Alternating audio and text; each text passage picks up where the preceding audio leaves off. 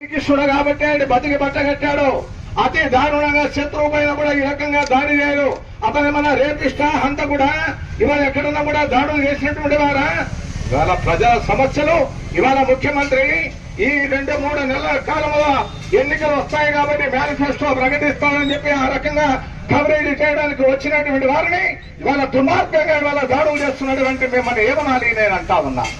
ఇవాళ రాస్తాడు ఇవాళ ఎమ్మెల్యే తోర్పేది ప్రకాష్ రెడ్డి కూడా చెప్తారు. ఫోటోగ్రాఫర్ శ్రీకృష్ణ దాడికి నిరసనగా ఇంతమంది జర్నలిస్టులు అలాగే వచ్చిన వివిధ సంఘాల నాయకులు అందరికీ కూడా పేరు పేరున మా ఏపీ ఎన్జిఓ ఏపీ జేఏసీ శాఖ పక్షాన మీ అందరికీ నమస్సుమాంజులు.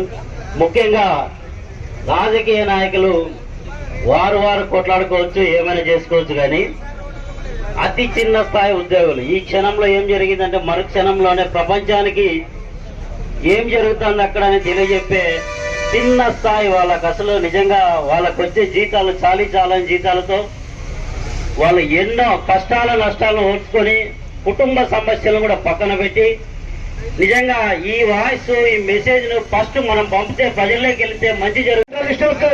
ఏ చిన్న ఆడి తలపెట్టినా వాళ్ళకు అండగా వాళ్ళకి ధైర్యాన్ని ఇస్తూ వాళ్ళకి భరోసా కల్పిస్తూ మీకు మేముంటాం జేఏసీగా మేము కలిసి నడుస్తామని చెప్పేసి తెలియజేసుకుంటూ ఈ అవకాశం ఇచ్చే ఈ రోజు ఈ ధర్నాకి సంఘీభావంగా వచ్చిన రాజకీయ పార్టీల నాయకులకి, ప్రజా సంఘాల నాయకులకి, విద్యార్థి యువజన సంఘాలకి, రెడ్డి గారు ఆయన పార్టీ ఆయన మంత్రివర్గ సహచరులు శాసనసభ్యులు మాట్లాడుతున్న తీరుని భవిష్యత్తు ఇలా ఉండబోతుందా అన్నట్టుగా జగన్మోహన్ రెడ్డి గారు ప్రమాణ స్వీకారం చేసిన రోజునే ఆయన తన మనోవగతాన్ని ఆయన బయటపెట్టారు. గుర్తు తెచ్చుకోండి, ఆయన ప్రమాణ స్వీకారం చేసిన బహిరంగ సభలో మాట్లాడినప్పుడు ఒక 3 పత్రికలు 3 ఛానళ్ల పేర్లు తీసుకుని వీరందరితోటి కూడా వీళ్ళ సంగతి నేను తేలుస్తాననే సంగతిని ఆ రోజు ఆయన చాలా స్పష్టంగా చెప్పారు. సరే, ఉక్రోషం మీద ఏదో ఒక రోజున కుప్పకూలిపోయే పరిస్థితి ఏర్పడింది. ఇది పాలకులు తెలిసి చేస్తున్నారో తెలియక చేస్తున్నారో వాళ్ళు భవిష్యత్తు తరాలకి ఒక తప్పుడు మార్గదర్శకత్వాన్ని, తప్పుడు సంకేతాలని ఇచ్చే దిశగా ఈ రకమైన ప్రయత్నాలు చేస్తున్నారని చెప్పేసి అనిపిస్తుంది. ఇది అతి నమ్మకంతో అతి విశ్వాసంతో చేస్తున్న ఒక తప్పటడుగు ప్రయాణం. జగన్మోహన్ రెడ్డి గారికి ఈ సందర్భంగా మేము విజ్ఞప్తి చేయదలుచుకున్నాం. అయ్యా జగన్మోహన్ రెడ్డి గారు, జర్నలిస్టులు అనేవాళ్ళు ఫ్యాషన్ నిమిత్తం వాళ్ళకున్న అభిరుచులు ఇష్టాలని ఎక్స్ప్రెస్ చేసుకోవడానికి లేదు, కొంతమంది ప్రకారం చట్టబద్ధ పాలన చేయాల్సిన బాధ్యత ప్రభుత్వం మీద ఉంటుందని మీకు తెలియదా? మీ సభలకు రావద్దని నిషేధిస్తారా? ఎవరు నిషేధించారు? ఎందుకు రావద్దంటారు? మీడియా స్వేచ్ఛ ఉన్నటువంటి ఈ దేశంలో పలానా ఫోటోగ్రాఫర్ రావద్దు గాని, వీడియోగ్రాఫర్ రావద్దని గాని, లేకపోతే జర్నలిస్టు రావద్దని గాని చెప్పడానికి మీకు గాని మీ ప్రభుత్వానికి గాని ఈ రాజ్యాంగం అధికారం ఇవ్వలేదు. అందుకు మీరు ఎమ్మెల్యే కాలేదు. గుర్తుంచుకోండి.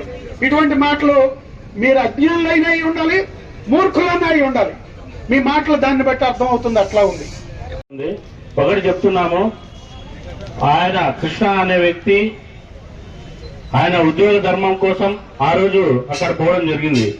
ఇప్పుడే పెద్దలు చెప్పారు, ఒక పత్రికలో ఉన్నంత మాత్రాన జర్నలిస్ట్ ఇది కాదు.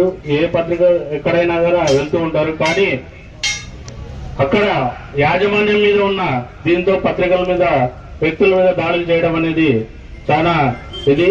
ఎందుకంటే చెప్తున్నామంటే ఆంధ్రప్రదేశ్ లో రాజారెడ్డి రాజ్యాంగం వస్తుంది, అంబేద్కర్ రాజ్యాంగం కాదు. ఎందుకంటే వాళ్ళకి వచ్చినట్లే ఇప్పుడు సూర్యన్న చెప్పారు, వాళ్ళకి లిక్కర్ మాఫియా, ఇసుక మాఫియా ఇవన్నీ జరుగుతుంటే పత్రికలు ప్రశ్నిస్తే 234 జీవో అని తీసుకొని వచ్చి ఈ విధంగా వాళ్ళ పత్రిక స్వేచ్ఛను పత్రిక స్వేచ్ఛ లేకుండా చేయడం అనేది చాలా దారుణం.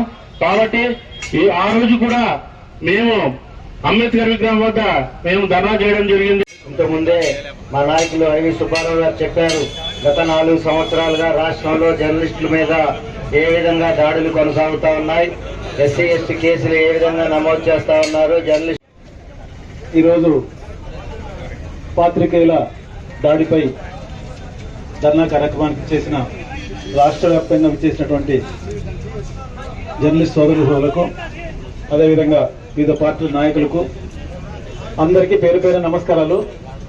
ముఖ్యంగా ఆంధ్రజ్యోతి ఫోటోగ్రాఫర్ కృష్ణను విచక్షణారహితంగా అధికార పార్టీ వాళ్ళు కొట్టడం, దాదాపు 100 మంది తరుముకుంటూ వెళ్ళి మరీ దారుణంగా, ఎంత అంటే చాలా విపరీతంగా దెబ్బలు తగిలే పరిస్థితి. అటువంటిది ఎవరు కూడా చేయలేని పరిస్థితి, ఏ పార్టీ కూడా చేయలేరు కూడా. కానీ ఈ వైఎస్ఆర్ పార్టీ సిద్ధం సభలో పూర్తిగా విచక్షణారహితంగా కొట్టి ఆ అబ్బాయిని చంపేసే పరిస్థితులు లాస్ట్ లో కొంతమంది అడ్డుపడి ఆ రోజు అబ్బాయిని రక్షించిన పరిస్థితి. ఆ అబ్బాయిని ఎవరైతే కొట్టారో దాదాపు ఇప్పటికే 20 మంది దాకా పేర్లు బయటకు వచ్చాయి. వాళ్ళని అరెస్ట్ చేయడానికి పోలీసులు పూర్తిగా వెనుకడుగు వేసే పరిస్థితి. ఎందుకంటే అధికార పార్టీ కాబట్టి అధికార పార్టీకి అడుగులకు మడుగులు వస్తున్నారు పోలీసు వారు. ఇప్పటికైనా చలించి వారిపైన 307 అటెంప్ట్ మర్డర్ కేసు పెట్టి అందరినీ ఎత్తి ఒక్కలే వేయాలని చెప్పి మేము రిక్వెస్ట్ చేస్తున్నాం. అటువంటి పరిస్థితి రాకపోతే తప్పకుండా ఎస్పీ గారి ఆఫీస్ కానీ డిఐజీ ఆఫీస్ దగ్గర కానీ ధర్నా చేసేదానికి కూడా మేము సిద్ధంగా ఉన్నాం.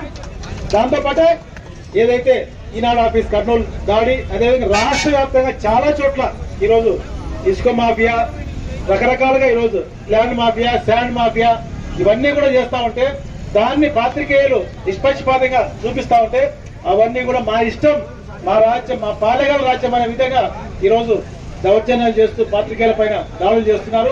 ఎందుకంటే ఒక్క చోటే కాదు, రాష్ట్ర వ్యాప్తంగా కర్నూలు కావచ్చు, విజయవాడ కావచ్చు, ఇంకా రకరకాలుగా పాత్రికేయుల మీద దాడి చేయడం చాలా అన్యాయం.